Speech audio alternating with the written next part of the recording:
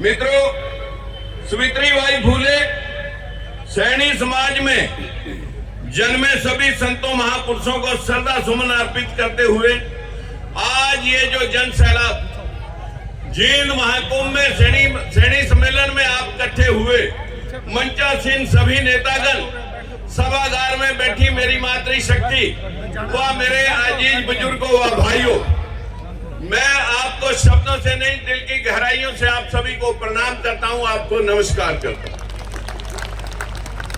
मित्रों, पहला सवाल,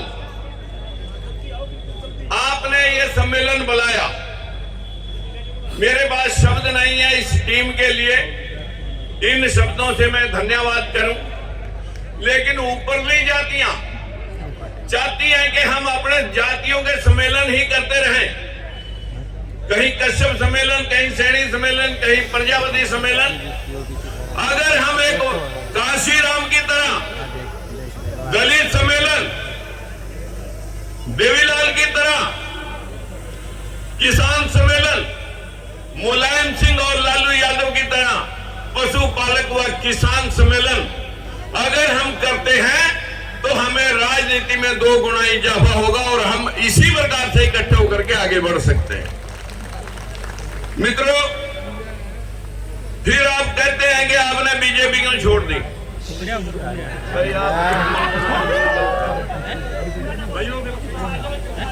फिर आप कहते हैं कि आपने बीजेपी क्यों छोड़ दी।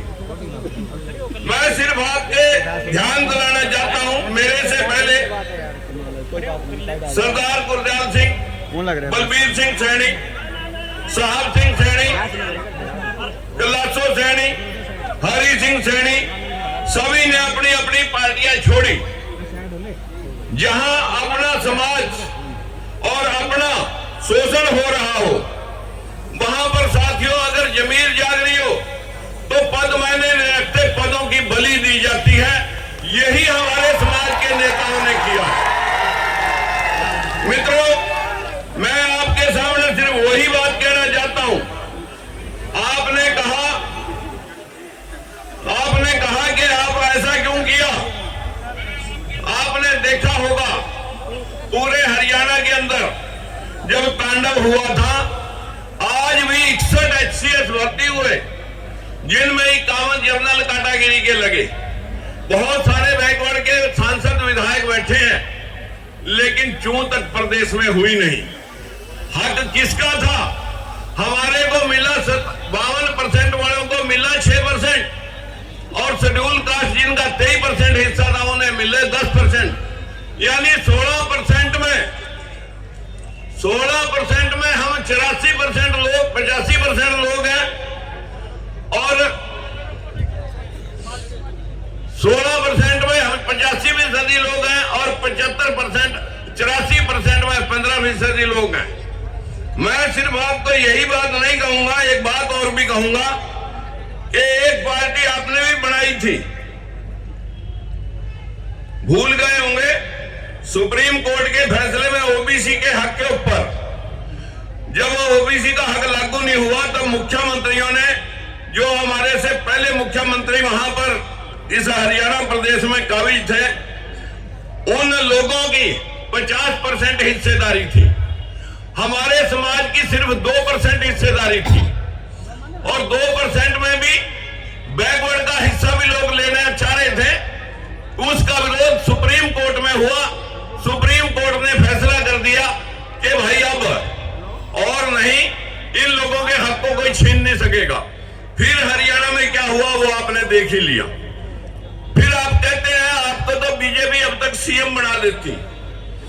उदाहरण है साथियों, अब शिवराज, वसुंधरा, रमन सिंह को ठिकाने, पहले ओबीसी के उमा भारती और कल्याण सिंह, विनय कटियार ठिकाने। जैसे कांग्रेस भीमराव अंबेडकर को हराने के लिए जगजीवन राम का इस्तेमाल करती थी। जब जगजीवन राम को पीएम बनना था तो उसके बेटे पर रेप का केस लगा। ऐसे ही शोषण के शिकार कांग्रेस में देवीलाल, मुलायम सिंह, लालू यादव जैसे न जाने कितने लोग थे जिन्हें इस्तेमाल किया जा रहा था। सबने दुखी होकर के कांग्रेस पार्टी छोड़ी, अपनी पार्टियां बढ़ाई और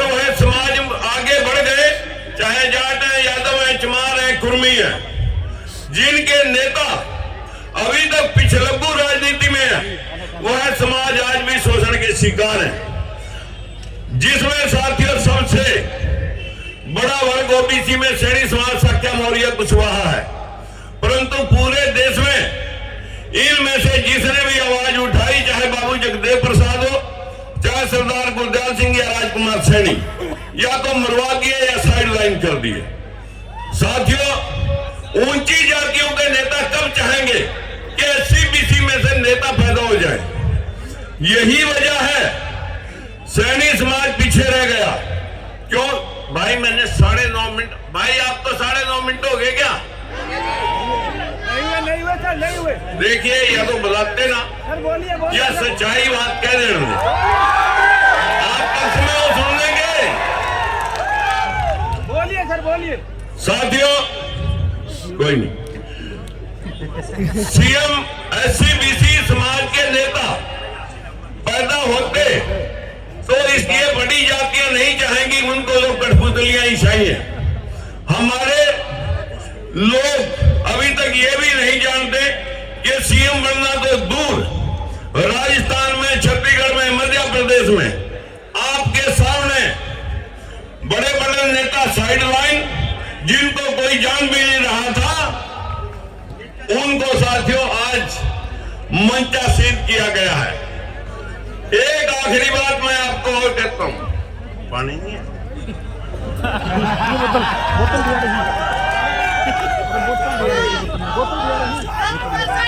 भाई नारायणी बीच में लगाएंगे। नारायण, मैंने इजाजत ली है 9 मिनट की, आप अपनी घड़ी देखते रहना। यह ऊंची जातियों के नेता हमारे लोगों का इस्तेमाल कैसे कर लेते हैं? जैसे कांग्रेस कभी फूलचंद मलाना, कभी कुमारी सैलजा, कभी अशोक तंवर, कभी उदय भान, उसी प्रकार से बीजेपी भी केशव प्रसाद मौर्य, कृष्ण पाल गुर्जर, रतनलाल कटारिया जैसे लोगों के मुखौटे मोदी की तरह लगा करके अब आपका राज आएगा। आप समझ भी नहीं पाते कि फिर कहूंगा ओबीसी में जागरूकता तो बढ़ रही है, चाहे वो हमारे डर से ही सही, लेकिन ये पार्टियां कम से कम हमें सलाम करने को लगी हैं। साथियों, यदि एससी बीसी समाज में एससी बीसी समाज अपने कहीं तो महापुरुषों को पढ़ लेता, ज्योतिबा फूले, भीमराव अंबेडकर, पेरियार रामास्वामी, रविदास, कबीरदास, गौतम बुद्ध को पढ़ लेता, तो आज चंद्रगुप्त मौर्य, अशोक सम्राट जैसे नेता पैदा हो सकते थे। जो देश में हुआ नहीं वो पढ़ाया गया। तक्षशिला, नालंदा, विक्रमशिला, अनेकों विश्वविद्यालय हमारे देश में विदेशों से बच्चे पढ़ने आते थे, लेकिन आज हमारे बच्चे बाहर जा रहे हैं पढ़ने के लिए, आजीविका कमाने के लिए। यह देश बार बार गुलाम क्यों हुआ? क्योंकि हमें अंधभक्ति बचपन से सिखाई जाती है, संविधान और विज्ञान पढ़ करके सवाल करना नहीं। हमारे को तो आस्था पे सवाल नहीं करने।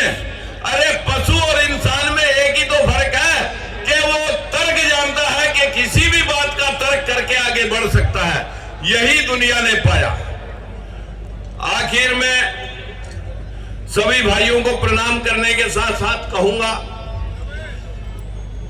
साथियों, बड़े पेड़ों के नीचे कभी छोटे पेड़ पैदा नहीं होते, होते हैं तो परवरिश नहीं होती। बड़े तो पेड़ तभी होंगे, फलेंगे, फूलेंगे जब ऊपर की छाया हटेगी। क्योंकि जिन लोगों ने भी इतिहास रचा, जो हमारे से आगे, जो देवीलाल, काशीराम, मुलायम सिंह, जितने लोगों को मैं कहूंगा, जिन लोगों ने भी इतिहास रचा, वो पीछे से हट करके नई राह बना करके समाज को आगे लेके गए। आज समाज जागरूक हो रहा है, आपको लोग सलाम करते हैं, क्योंकि समाज में आज आप अपने हकों के लिए लड़ना तो सीख गए, लेकिन वोट डालना अभी नहीं सीखा। लड़ना सीख गए, लेकिन वोट डालना भी नहीं सीखा। साथियों, 27 वर्षों में 1996 से विधायक, सांसद, मंत्री पद की बलि 3 बार 27 वर्षों में दे दी, लेकिन राजनीति मेरा और मेरे परिवार का पेशा नहीं है। मैं तो हमारी हिस्सेदारी, हमारी संख्या 10% है, हिस्सा अभी 2% है, और टोटल ओबीसी की संख्या 55% है, हिस्सा 11% है। शेड्यूल कास्ट की हिस्सेदारी 23% है, संख्या 23% है, लेकिन मिला अभी तक 12% है। हमारे को मिला 5वां हिस्सा, और जो ऊपरले लोग हैं वो ले रहे, जो 15% लोग हैं 75% ले रहे हैं, अपने से 5 गुना। यही लड़ाई है, यही लड़ाई आपको लड़नी है साथियों। मैं ज्यादा कुछ ना कह करके, आप लोग कहते हैं कि पार्टी क्यों छोड़ दी, जब सुप्रीम कोर्ट के दिए गए फैसले भी नहीं लागू हो सके, तो फिर इस तरह की नापुंसकता के साथ राजकुमार सैनी ना कभी जिया है और ना इस तरह की जीवन कभी मैंने पढ़ा। मैं साथियों, सभी पार्टियों में हमारे कुछ लोगों ने जाने का प्रयास किया। हमारे जिन नेताओं ने पार्टियां छोड़ी वो एक दूसरी पार्टी में भी जाने का प्रयास किया, लेकिन सभी जगह एक ही हाल हुआ। सभी को जांच परख करके, चेक करके, मैंने आपके सहयोग से, आप सभी ने मिलकर के एक राजनीतिक दल की स्थापना की थी।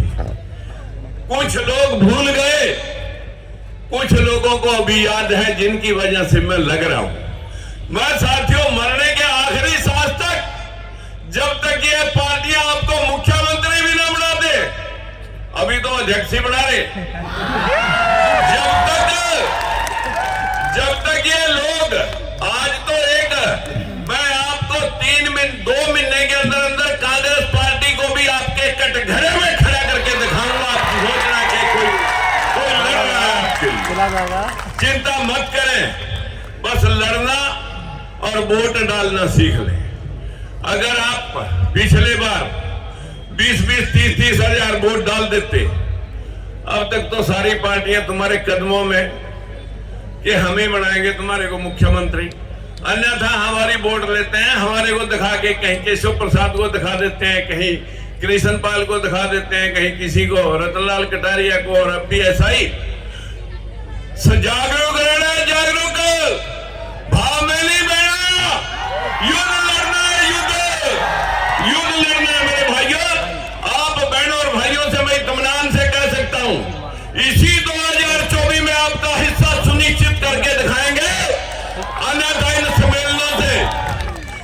सम्मेलनों से राजस्थान में, जयपुर में भी सम्मेलन हुआ, ले देखा एक सरकार थी वो निमट गई।